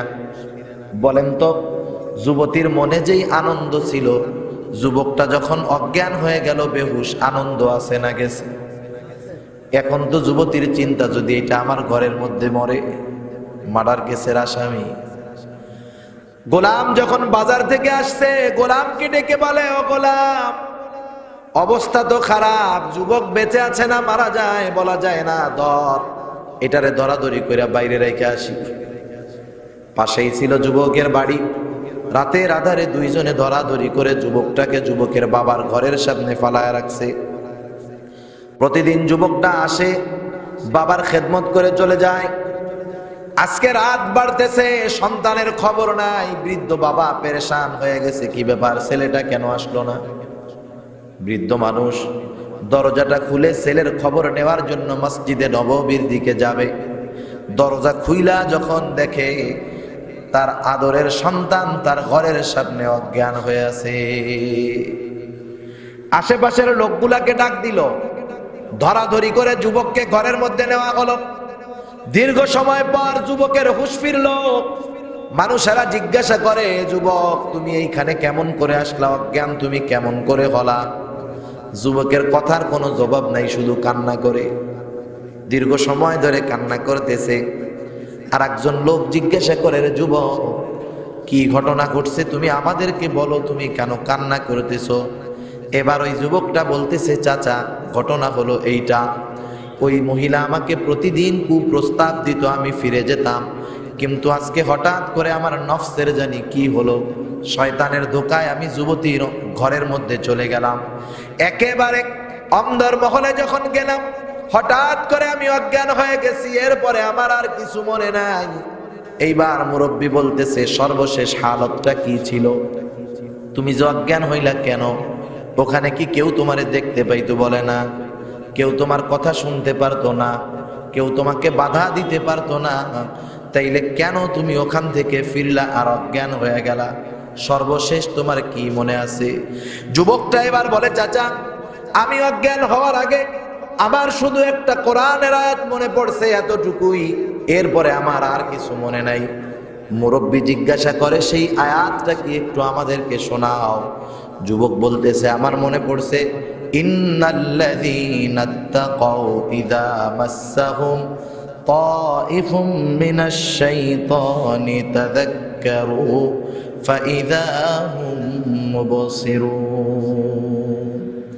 যারা আল্লাহ তাআলাকে ভয় করে, কিয়ামতের দিনকে ভয় করে, আল্লাহর সামনে দণ্ডায়মান হওয়া কি ভয় করে, সর্ব অবস্থায় আল্লাহ তাআলার ভয় হৃদয়ের মধ্যে স্থাপন করে রাখছে, এমন লোকগুলাও তো মানুষ। মানুষ মাত্র ভুল হতে পারে, শয়তানের ধোকায় পড়তেই পারে, স্বাভাবিক। এমন মানুষগুলা যখন শয়তানের স্পর্শে গুনার পাপের মধ্যে লিপ্ত হয়ে যায়। এই মানুষগুলা যখন গুনার দিকে ধাবিত হয়ে যায় শয়তানের ধোঁকায়, আল্লাহ রাব্বুল আলামিন তখন ওই মানুষগুলার অন্তরের মধ্যে আল্লাহর ভয়কে পুনরায় জাগ্রত করে দেয়। তাদের আল্লাহর কথা স্মরণ হয়ে যায়, তাযাক্কারু, আল্লাহর ভয় তাদের অন্তরের মধ্যে পুনরায় জাগ্রত হয়ে যায়। এটা স্বয়ং আল্লাহ তাআলা করেন। এজন্য নেককার মুত্তাকি পরহেজগার বান্দা যদি শয়তানের ধোঁকায় পড়েও গুনার দিকে যায়, আল্লাহ তাআলা ওই তাকওয়া অন্তরে থাকার কারণে ওই লোকটার অন্তরে পুনরায় আল্লাহর স্মরণকে জাগ্রত করায় দেয়। ও চিন্তা করে, আরে আমার আল্লাহ দেখতেছে, আল্লাহ দেখতেছে, এমন গুনার দিকে আমি যাচ্ছি, এই চিন্তায় সে হতাশ হয়ে যায়। এই যুবকটা আল্লাহর কথা মনে পড়ে গেছে, তাযাক্কারু ফাইদা হুম মুবসিরুন। আল্লাহর কথা স্মরণ হওয়ার কারণে ওই লোকটার চোখের উপরে যেই গুনার পর্দা পড়ে গিয়েছিল সেই পর্দাটা সরে যায়। তারা দৃষ্টিশক্তি ফিরে পায়, ভালো মন্দ নির্ণয় করার ক্ষমতা ফিরে পায়। গুনাহ যত বড় হোক না কেন, গুনার থেকে ফিরে আসার মতো হিম্মত তাদের মধ্যে হয়ে যায়। লোকটা এবার, ছেলেটা এবার কান্না করে ওর আব্বারে ওসিয়ত করতেছে, আব্বা আমি যদি এই রাতের বেলায় মারা যাই, আপনার কাছে আমার ওসিয়ত হলো আপনি রাতের মধ্যেই আমাকে দাফন করে দিবেন। ঘটনাক্রমে যুবকটা রাতের বেলা মারা গেল। ওসিয়ত অনুযায়ী সন্তানকে বাবা রাতের মধ্যে দাফন করে দিল। পরের দিন সকালবেলায় হযরত ওমর রাদিয়াল্লাহু তাআলা ফজরের নামাজের পরে ঘুরে বসলেন। প্রতিদিন ওই যুবকটা হযরত ওমর রাদিয়াল্লাহু তাআলা আনহুর কাছে কাছে বসে, সামনে সামনে বসে। ছেলেটাকে না দেখে হযরত ওমর রাদিয়াল্লাহু তাআলা আনহু প্রশ্ন করতেছেন, কই ছেলেটা কোথায় গেল, কোথায় গেছে, খোঁজ খবর নাও। বলে গত রাত্রে বাড়িতে গেছে, এখনো ফিরে আসে নাই, ওর বাবা তো অসুস্থ ছিল। হযরত ওমর রাদিয়াল্লাহু তাআলা আনহু বলে, শোনো একটু খোঁজ খবর নিয়ে এসো, দেখো ছেলেটার বাবার কোনো বিপদ হলো কিনা। স্বাভাবিক ব্যাপার, একটা ক্লাসে যদি 10 জন ছাত্র থাকে, যেই ছাত্রটা সবচাইতে ভালো পড়াশোনা বোঝে, প্রতিদিনের পড়া প্রতিদিন দেয়, ও একজন যদি অনুপস্থিত থাকে, বিজ্ঞ ওস্তাদ যিনি, উনি বলেন শোন আজকে গতকালকের পড়া আজকে এই জায়গায় থাক, ও যেহেতু নাই তোরা এত কিছু বুঝবি না, ও আসলে কালকে আবার সামনে পড়া দিব, ঠিক কিনা বলেন। আর যদি 9টা না থাকে, ওই বুঝমান একটা থাকে, ওস্তাদ বলে ওগুলা না থাকলে অসুবিধা নাই, তুই থাকলে তুই থাক। ভালো ছাত্র মুআদ্দাব ছাত্রের ব্যাপারে ওস্তাদের একটা নেক নজর থাকে, ঠিক কিনা বলেন। স্বাভাবিক ব্যাপার সব জায়গায়। আর যে এলাকায় যুবক মানুষগুলা ভালো হয়, নামাজি হয়, গুনার থেকে বেঁচে চলে, সুন্নাতের উপরে চলে, ওই যুবকগুলার উপরে এলাকার প্রতিটা মানুষের আলাদা একটা মহব্বত থাকে, ঠিক কিনা বলেন। কারণ বৃদ্ধকালে তো মানুষের অন্তরে এমনি আল্লাহর ভয় চলে আসে। কারণ উনি চিন্তা করে যৌবনকালে কি শক্তি ছিল, এখন শক্তি নাই। যৌবনকালে আমি 10 মিনিটে 1 কিলো হাইটা যাইতাম, এখন 1 ঘন্টায় 1 কিলো হাঁটতে পারি না। হায়াত আমার শেষের দিক, এখন আর কিছু করার দরকার নাই, মসজিদে গিয়া বসে থাকি, ঠিক কিনা। সেজন্য যুবক যদি আবেদ হয়, তার প্রতি এলাকার প্রতিটা মানুষেরই একটি নেক নজর থাকে। যুবক মানুষ দেখতেও সুন্দর, হযরত ওমর রাদিয়াল্লাহু তাআলা আনহুর কাছে কাছে থাকে, আলাদা একটা খেয়াল ওই ছেলেটার প্রতি আছে। বলে যাও একটু খোঁজ খবর নিয়ে আসো, কোনো বিপদ আপদ হইল কিনা। কয়েকজন চলে গেল যুবকের বাড়িতে, বাবার দরজায় টোকলা দিল। বৃদ্ধ মানুষ দরজাটা খুলতেছে, কিন্তু চোখের মধ্যে পানি। তারা জিজ্ঞাসা করতেছে, চাচা আপনার ছেলেটা কোথায়? গত রাত্রে মসজিদে নববী থেকে বের হয়েছে, এখন পর্যন্ত ফিরে যায় নাই। এইবার মুরব্বী তাদেরকে সব ঘটনা বর্ণনা করলো যে এই ঘটনা হয়েছে। ছেলের ওসিয়ত অনুযায়ী তাকে রাতের মধ্যেই দাফন করে দেওয়া হয়েছে, এই জন্য তোমরা জানতে পারো নাই। সব ঘটনা শুনে লোকগুলা ফিরে আসলো হযরত ওমর রাদিয়াল্লাহু তাআলা আনহুর কাছে।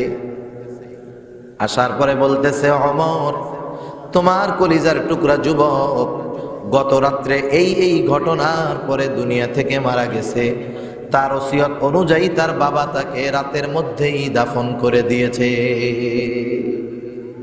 যখন শুনছে এমন একটা ঘটনা, গুনার এত কাছে গিয়া ফিরে আসছে, এই ঘটনা একটু অবাক হয়ে গেছে। হযরত ওমর রাদিয়াল্লাহু তাআলা আনহু বলতেছেন, চলো যাই, আমি যেই পথে যেখানে আজকে কাজে যাব, যাওয়ার পথেই যুবকের কবরটা বাঁধবে, চলো আমরা যুবকের জন্য একটু দোয়া করে যাব, কবরটা দেখে যাব। রওনা হয়ে গেল হযরত ওমর রাদিয়াল্লাহু তাআলা আনহু লোকদেরকে নিয়ে। পথিমধ্যে যুবকের কবর, সবাই কবর দেখতেছে আর যুবকের ব্যাপারে আফসোস করতেছে, আরে কত ভালো ছিল যুবকটা। হযরত ওমর রাদিয়াল্লাহু তাআলা আনহুর মনের মধ্যে একটা চিন্তা আসছে। আল্লাহ রাব্বুল আলামিন তো কোরআনুল কারীমের মধ্যে বলছেন, ওয়ালিমান খাফা মাকামা রাব্বিহি জান্নাতান, যারা আল্লাহর সামনে দণ্ডায়মান হওয়াকে ভয় করে তাদের জন্য দুইটা জান্নাতের সুসংবাদ। কয়টা জান্নাত? দুইটা জান্নাত।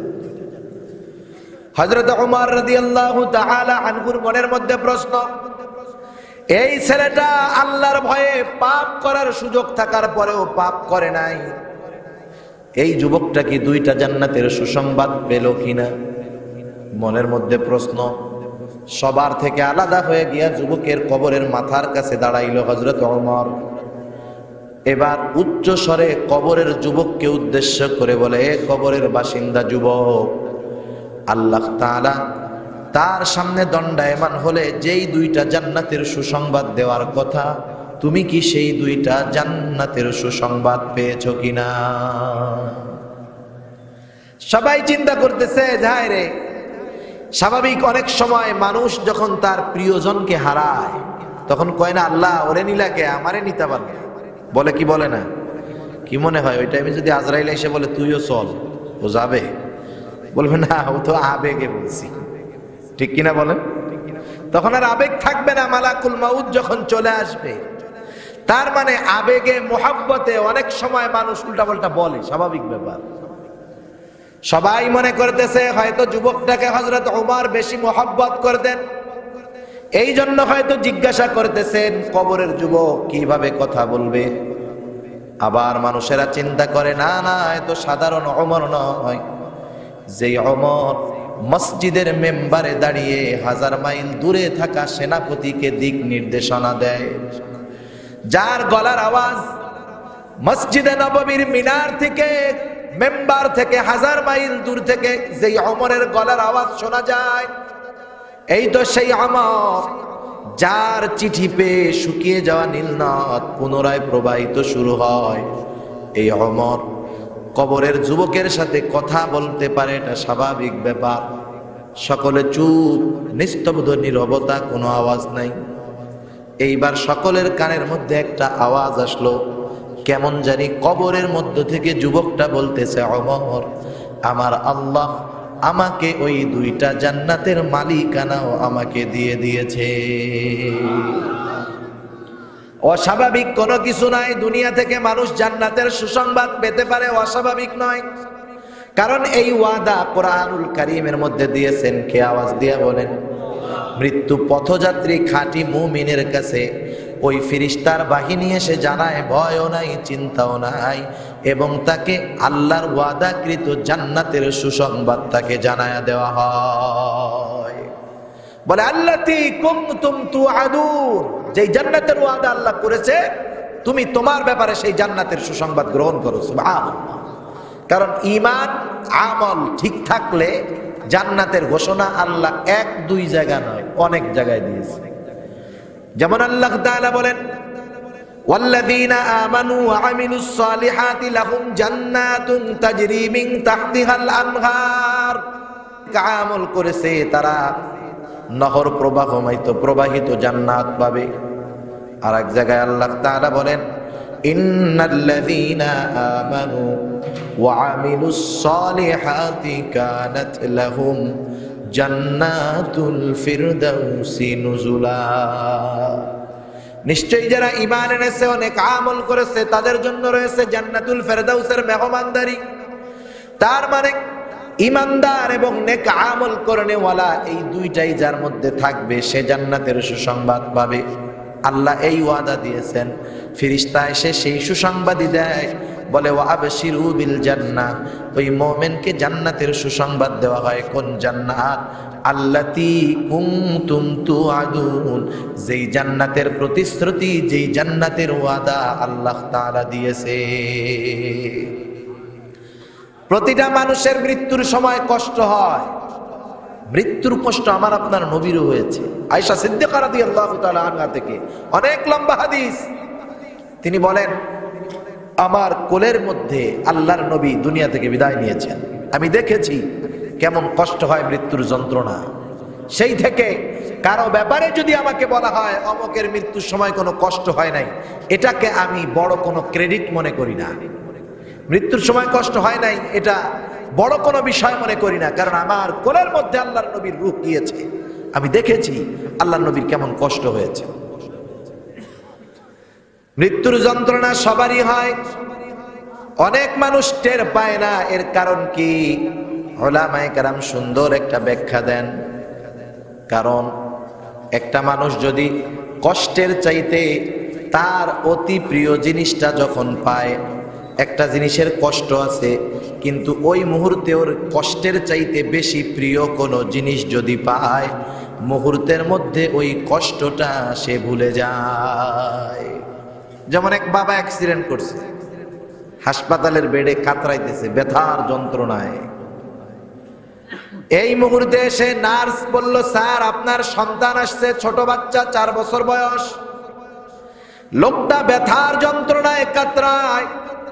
এইবার তাকে যখন বলা হলো, স্যার আপনার কলিজার টুকরা সন্তান আপনার সাথে দেখা করতে আসবে, আপনাকে দেখতে চায়, বলেন তো ওই ছোট বাচ্চাটা যখন হসপিটালের ক্যাবিনের মধ্যে ঢুকে ওই লোকটাকে আব্বু বলে ডাক দিবে, আমার তো মনে হয় আব্বু ডাকটা তার কাছে এত প্রিয়, এত মজার লাগবে, মুহূর্তের ভিতরে ওই লোকটা একটু আগের যন্ত্রণা ভুলে যাবে, কোনো সন্দেহ নাই। তখন আর ব্যথা থাকবে না, চোখে পানি থাকবে না। সন্তানকে জিজ্ঞাসা করবে, আব্বু কেমন আছো? ব্যথা শেষ। এই সন্তানকে দেখার পরে দুনিয়ার ব্যথা চলে গেল। অনুরূপভাবে মুমিন বান্দাকে যখন জান্নাতের সুসংবাদ দেওয়া হবে, ও জান্নাতের নেয়ামত পাওয়ার জন্য বেকরার হয়ে যাবে, রূহটা কবজ করা হবে, ওই লোকটা টেরও পাবে না, ব্যথা কিন্তু হবে, কিন্তু জান্নাত পাওয়ার আশায় ব্যথাটা সে অনুভব করবে না। এই জন্য রাসূলুল্লাহ সাল্লাল্লাহু আলাইহি ওয়াসাল্লামে হাদিসের মধ্যে জানায় দেন কার রূহ কিভাবে কবজ করা হবে।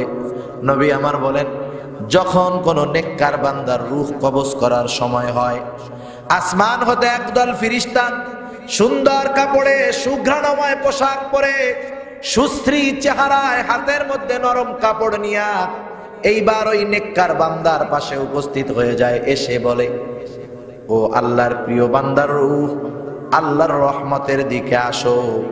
এই কথাটা বলার সাথে সাথে নেককার বান্দার রূহটা ঘামের সাথে বের হয়ে যায়, ওই সুঘ্রাণময় কাপড়ের মধ্যে চলে যায়। কেমন জানি জগ থেকে গ্লাসে যেমন আদরে যত্নের সাথে পানি ঢালা হয়, অনুরূপভাবে মুমিন বান্দার রূহটা ওই রকম আসানের সাথে মালাকুল মউতের হাতে চলে যায়।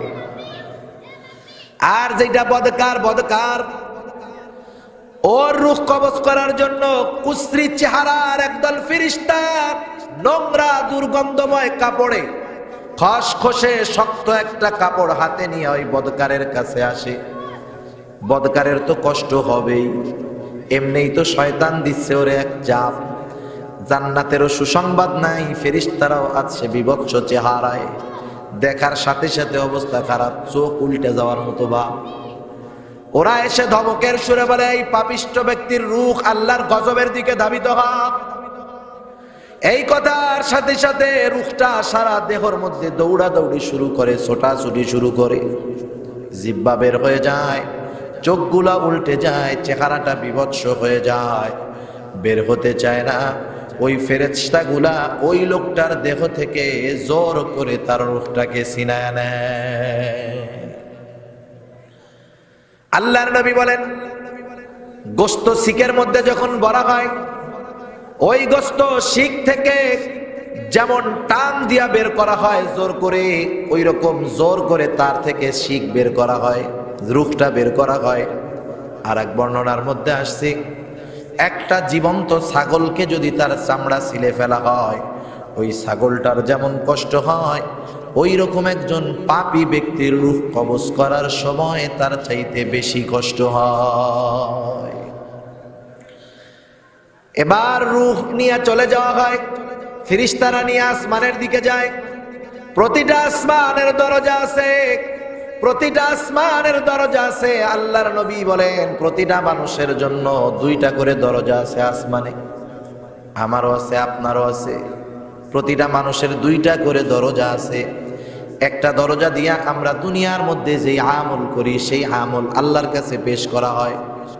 আর একটা দরজা দিয়া দুনিয়ার মধ্যে কি রিজিক আমার জন্য আসবে ওইটার মধ্য দিয়া দুনিয়ার মধ্যে রিজিক আসে।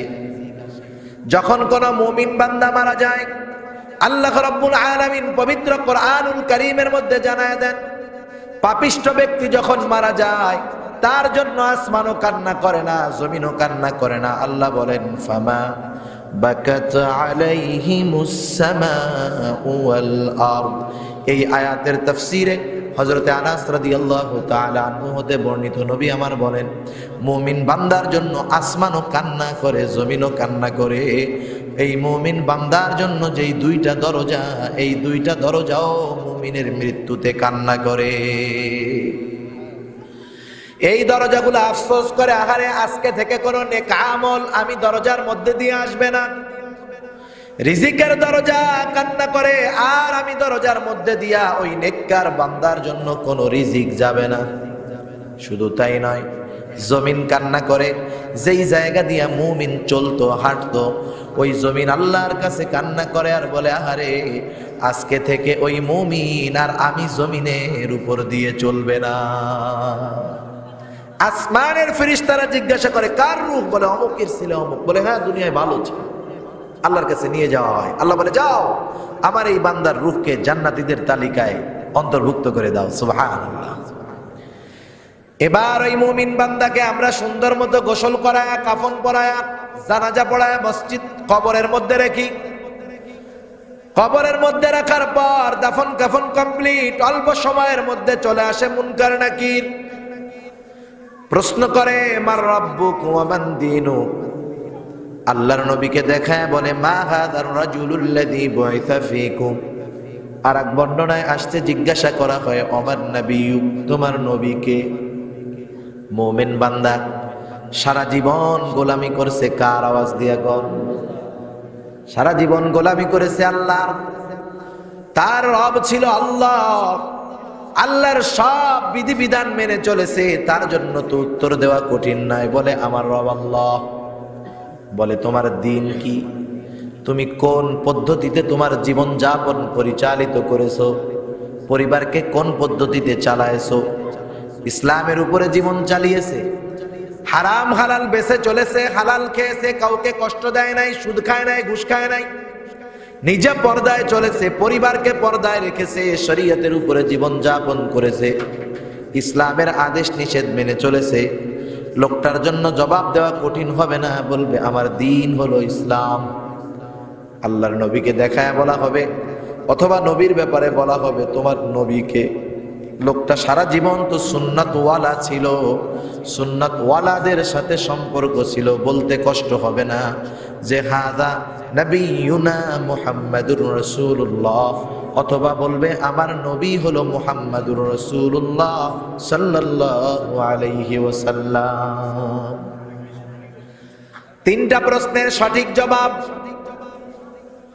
আল্লাহ তাআলার পক্ষ থেকে ঘোষণা আসবে, সাদাকা আবদি, সাদাকা আবদি, ফাফরিশু মিনাল জান্নাহ ওয়ালবিসু মিনাল জান্নাহ ওয়াফতাহু লাহু বাবান ইলাল জান্নাহ। আমার এই বান্দা সত্য বলেছে, সত্য বলেছে। জান্নাতের পোশাক এনে তাকে পরায় দাও, জান্নাতের বিছানা তার কবরের মধ্যে বিছায় দাও, জান্নাতের সাথে তার কবরের সাথে একটা দরজা খুলে দাও। আর এক হাদিসের মধ্যে নবী আমার বলেন তার দৃষ্টি সীমা যত দূর যায় তার কবরটাকে আল্লাহ তত দূর পর্যন্ত বিস্তৃত করে দিবে। আর এক হাদিসের মধ্যে আসছে, নবী আমার বলেন, ওই লোকটা তো কবরের মধ্যে একা থাকবে, লম্বা সফর, সফরের সময় যদি সাথে বিশ্বস্ত একজন বন্ধু থাকে, সফরটাতে কষ্ট কম হয় না বেশি হয়? সফর কম হয়। হঠাৎ সে দেখতে পারবে একটা সুদর্শন যুবক তার দিকে আসতেছে। লোকটা জিজ্ঞাসা করবে, ভাই তুমি কে, কি তোমার পরিচয়? ওইবার ওই লোকটা সুদর্শন যুবক বলবে, তুমি কি আমাকে চিনতে পারো নাই? আমি তো তোমার খুব কাছের মানুষ। বলে না, আমি তো চিনি না। বলে, শোনো, আমি হলাম তোমার দুনিয়ার নেক আমল, তোমার নেক আমল গুলাকে আল্লাহ সূরাত দিয়া তোমার কাছে পাঠায় দিয়েছে, তোমার ভয় নাই, তুমি এখানে একা নয়, আমি তোমার সাথে আছি, তুমি চিন্তা করো না, আমি তোমাকে জান্নাত পর্যন্ত না পৌঁছায়া তোমার থেকে আলাদা হব না। আর এক হাদিসের মধ্যে আসছে, নবী আমার বলেন, ফেরেশতাদের প্রশ্নের জবাব যখন সঠিকভাবে কোনো ব্যক্তি দিয়ে দিবে, ফেরেশতারা বলবে, নুম কানাউমিল আরুস, তুমি ঘুমাতে থাকো যেমন করে নতুন দুলা ঘুমায়। প্রশ্ন হতে পারে, একজনের ক্ষেত্রে কি সবগুলা হবে নাকি?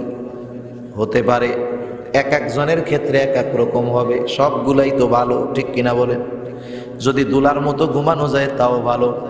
একজন নেককার বন্ধু যদি আমার কবরের সফরের সঙ্গী হয় তাও ভালো। এবার বদকারটাকে কবরে রাখা হবে, আমরাও তো ওই বদকার, ওর জানাজা পড়বো, কাফন দিব, ওর জন্য দোয়া করে ওরে কবরে রাখবো।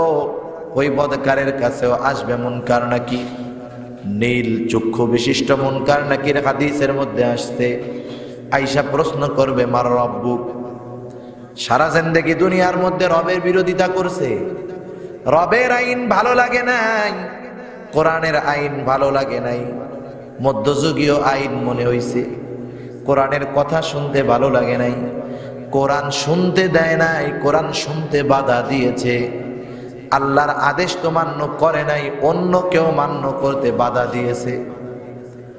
ও কেমন করে জবাব দিবে আমার রব আল্লাহ? কারণ ও তো রব বানাইছে আব্রাহাম লিঙ্কনের গণতন্ত্রকে, ঠিক কিনা বলেন?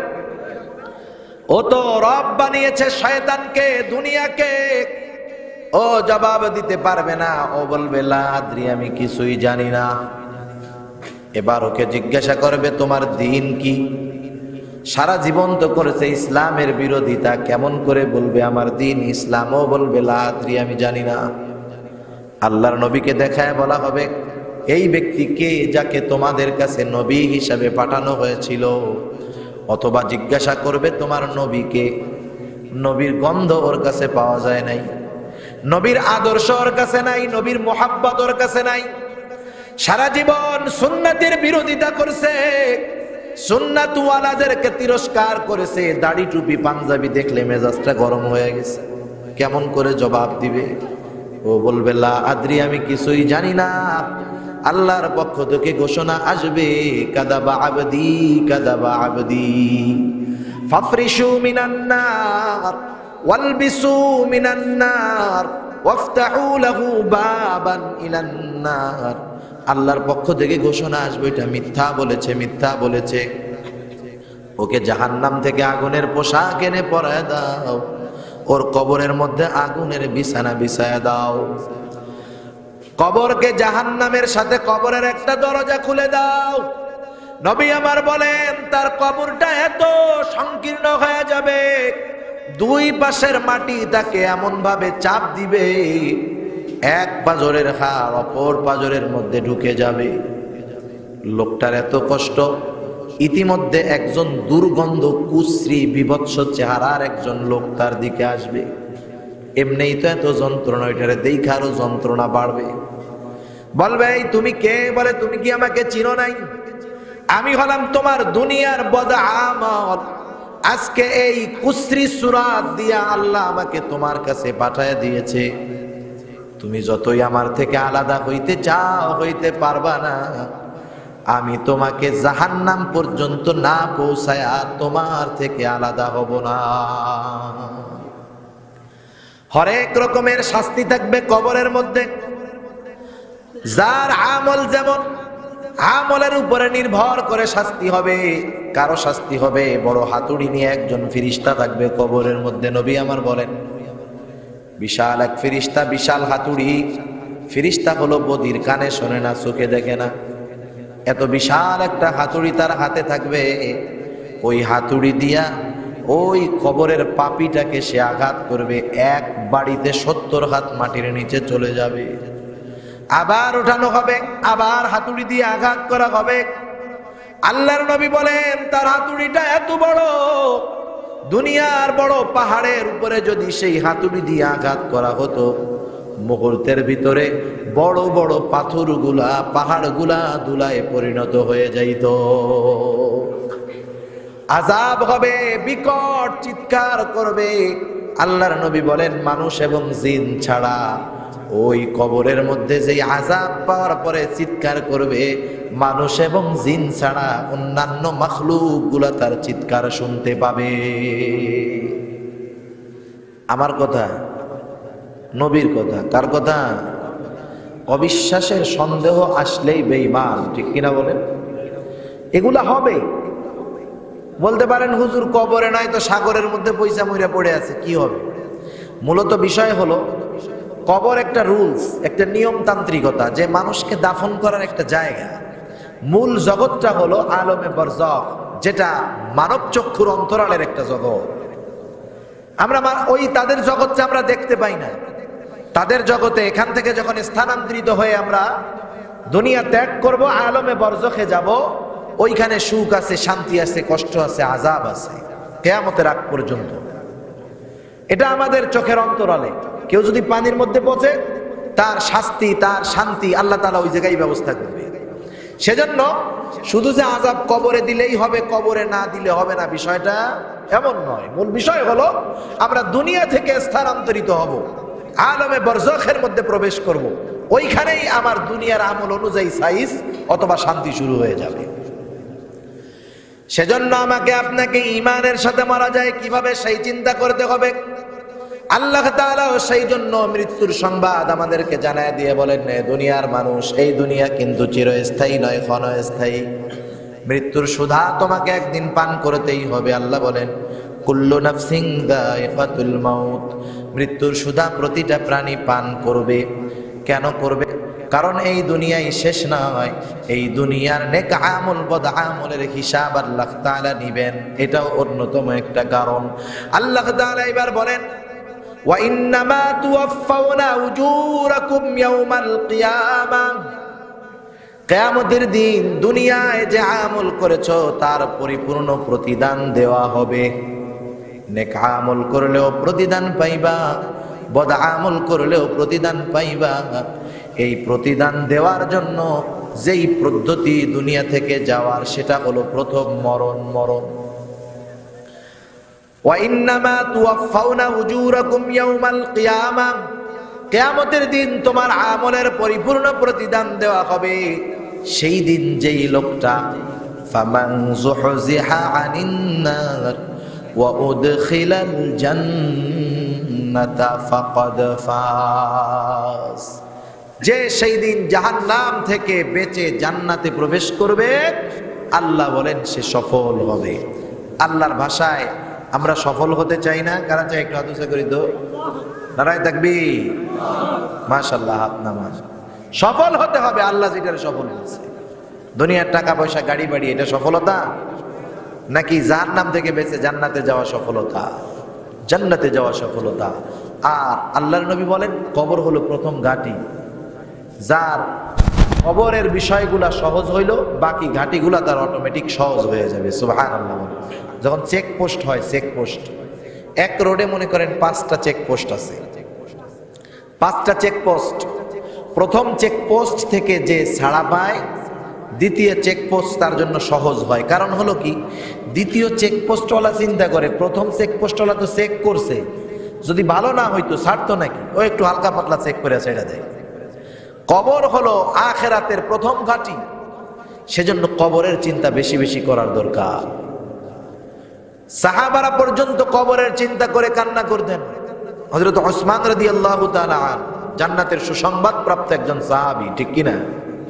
শুধু তাই নয়, রাসূলুল্লাহ সাল্লাল্লাহু আলাইহি ওয়াসাল্লাম তার নিজ দুইটা কন্যা হযরত ওসমান রাদিয়াল্লাহু তাআলা আনহুর সাথে বিবাহ দিয়েছেন। প্রথম মেয়েটা মারা গেল, দ্বিতীয় আরেকটা মেয়ে বিবাহ দিলেন। এবার দ্বিতীয় মেয়েটাও যখন মারা গেল, নবী আমার বলেন, ওসমান, আমার তো আর কোনো কন্যা নাই, আমার যদি আরো একটা মেয়ে থাকতো সেটাকেও আমি তোমার সাথে বিবাহ দিতাম। এই হযরত ওসমান রাদিয়াল্লাহু তাআলা আনহুর ব্যাপারে নবী একটি ঘটনাকে কেন্দ্র করে বলেন, ওসমান আল্লাহর জান্নাত কিনে নিয়েছে। মুসলমানেরা যখন মক্কা থেকে মদিনায় হিজরত করে গেল, আজকের দিনের মতো আরব দেশে পানি এত সহজে পাওয়া যাইত না। বিশাল দীর্ঘ দীর্ঘ কূপ খনন করা হতো, আবার সব কুয়ার মধ্য থেকে মিষ্টি পানি উঠতো না, কৃষি উঠতো লবণাক্ত। মক্কা থেকে মদিনায় যখন মুসলমানেরা গেল, মদিনার মধ্যে হলো আহলে কিতাবদের বসবাস, ইহুদি খ্রিস্টানেরা। বছরের পর বছর, যুগের পর যুগ ইহুদিরা অপেক্ষা করতেছে যে শেষ নবী তাদের বংশ থেকে আসবে, তাদের বড় আশা। যখন দেখলো শেষ নবী তাদের বংশ থেকে আসে নাই, এবার নবী এবং উম্মত, ওই নবীর উম্মতদের উপরে তাদের হিংসা ছিল চূড়ান্ত। দেখতে পারতো না নবীকে, নবীর উম্মতদেরকে।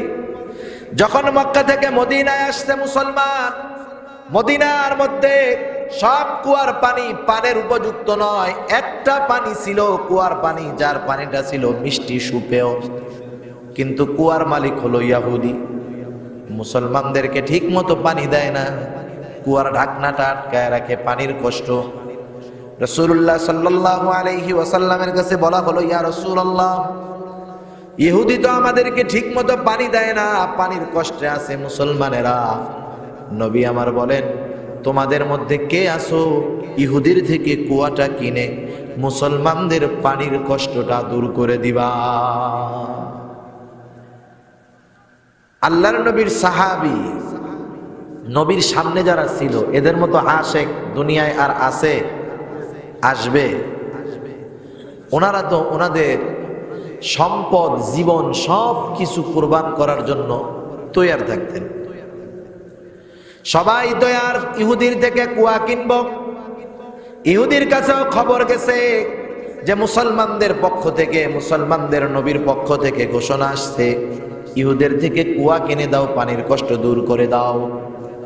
ইহুদি চিন্তা করছে, ওদের নবী যেহেতু বলছে 10 টাকার মাল 100 টাকাও চাওয়া যাবে, কোনো অসুবিধা নেই। মানুষেরা গেছে, অনেকে টাকা নিয়ে গেছে, চিন্তা করেছে কুয়ার দাম আর কত হবে, নয় 5000 টাকা, ও নিয়ে গেছে 10,000। ইহুদি বলে কুয়ার দাম 1 লাখ। বলেন তো 5000 টাকার জিনিস যদি 1 লাখ টাকা চায়, কয়জন কিনতে পারবে? সম্ভব নাকি? অনেকজনে ফিরে আসছে, কিনতে পারে না। হযরত ওসমান রাদিয়াল্লাহু তাআলা আনহুর কাছে খবর গেছে। হযরত ওসমান রাদিয়াল্লাহু তাআলা আনহু চলে গেছে ইহুদির কাছে, গিয়ে বলে, ইহুদি, কুয়াটা বেচবা নাকি? বলে, বেচবো। কত বেচবা? দাম যা 100 গুণ বেশি চায় বসে আছে। হযরত ওসমান রাদিয়াল্লাহু তাআলা আনহু বলে, যা, ওই টাকা দিয়েই কিনে নিলাম। ইহুদি তো অবাক হয়ে গেছে, বলে কি?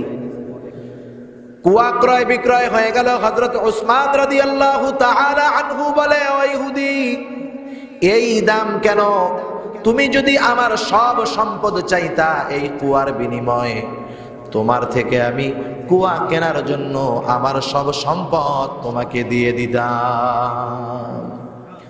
মুসলমানদের পানির কষ্ট দূর হয়ে গেল। আল্লাহর নবীর কাছে খবর দেওয়া হলো, ইয়া রাসূলুল্লাহ, মুসলমানদের পানির কষ্ট দূর হয়ে গেছে। কুয়ার মালিক এখন মুসলমানেরা। বলে, কে কিনলো কুয়া? বলে, হযরত ওসমান কুয়া কিনে দিয়েছে। শুধু কিনে নাই, এই কুয়াটা কিনে দেওয়ার পর এই কুয়াটা সে মুসলমানদের জন্য ওপেন করে দিয়েছে, মুসলমানদের জন্য উন্মুক্ত, কোনো বাধা নাই পানি নেওয়ায়।